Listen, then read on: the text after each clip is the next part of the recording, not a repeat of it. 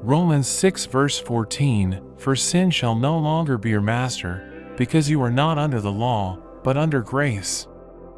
1 Corinthians 10 verse 13, No temptation has overtaken you except what is common to mankind. And God is faithful, He will not let you be tempted beyond what you can bear.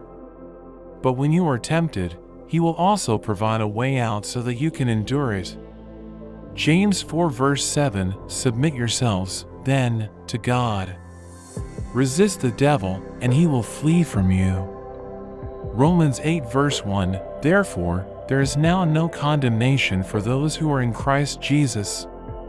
Galatians 5 verse 16, So I say, walk by the Spirit, and you will not gratify the desires of the flesh. 1 John 1 verse 9, If we confess our sins, He is faithful and just and will forgive us our sins and purify us from all unrighteousness. Psalm 119 verse 11, I have hidden your word in my heart that I might not sin against you. Romans 12 verse 2, Do not conform to the pattern of this world, but be transformed by the renewing of your mind. Then you will be able to test and approve what God's will is, His good, pleasing, and perfect will. Ephesians 6 verse 11, Put on the full armor of God, so that you can take your stand against the devil's schemes.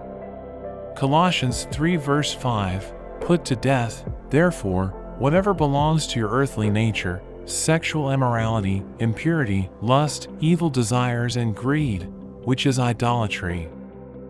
Thank you for watching. I hope you enjoyed the video. If you did, don't forget to like and subscribe to the channel. See you next time. God bless you.